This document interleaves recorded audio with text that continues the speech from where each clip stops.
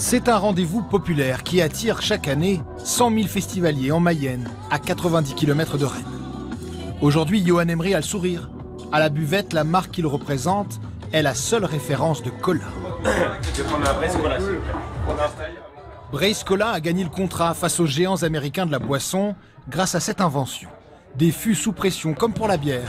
Une première qui a permis de limiter les bouteilles plastiques, un argument écologique décisif. Une chose est sûre, c'est si ce n'était qu'une question d'argent, Brace Cola serait nulle part. Parce qu'on ne pourra jamais être compétitif par rapport à des mastodontes. Nous, on a des chiffres d'affaires qui sont divisés par 1000, 10 000, 100 000, je ne sais pas, par rapport à Coca. Au rayon boisson de ce supermarché, la marque affiche les mêmes goûts que la concurrence. Sans sucre, cerise ou zéro.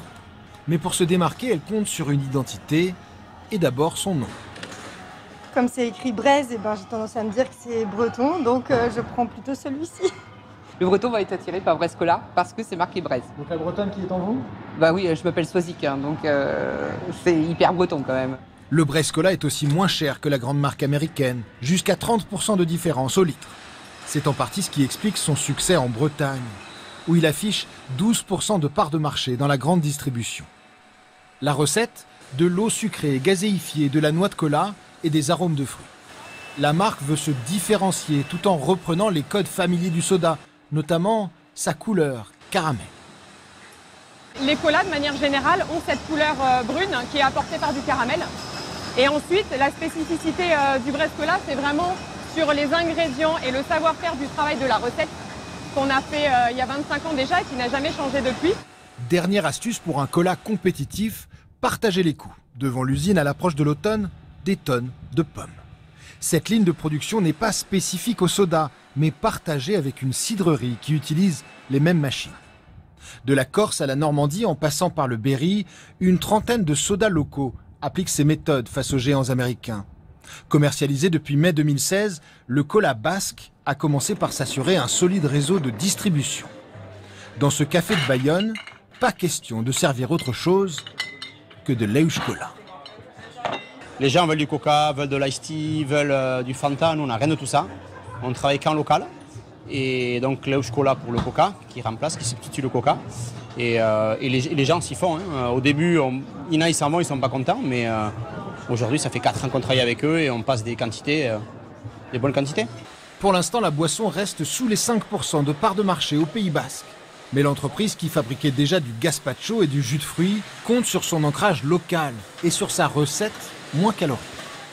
On a enlevé le conservateur, donc ça c'est intéressant par rapport à d'autres colas qui existent. On a enlevé le conservateur et surtout l'intérêt de notre cola basque Cola, c'est qu'on a moins de sucre dans la recette. Au-delà de la stratégie marketing, les consommateurs eux-mêmes goûtent-ils la différence? De l'Ille-et-Vilaine aux Pyrénées-Atlantiques, nous avons fait le même test.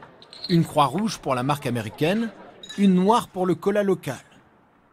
Servi frais, s'il vous plaît. Pour la plupart de nos goûteurs, aucune hésitation. Vous diriez quoi? Que le cola basque c'est celui-là, ouais. Et le Coca-Cola c'est celui-ci. Ah bravo, c'est ça. C'est ça. Exactement. C'est au bulle.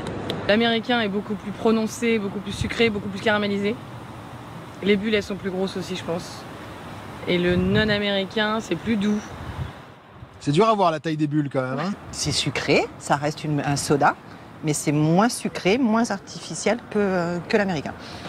Lui j'ai l'impression qu'il pique un peu. Des différences prononcées. Donc je dirais que le vrai coca c'est lui. Même si certains se laissent tromper. Okay. Et bah c'est l'inverse. Ah Leurs concurrents outre-Atlantique pèsent encore plus de 50% du marché du cola. Mais les sodas locaux gagnent en notoriété et pourraient bénéficier des récentes tensions commerciales avec les États-Unis.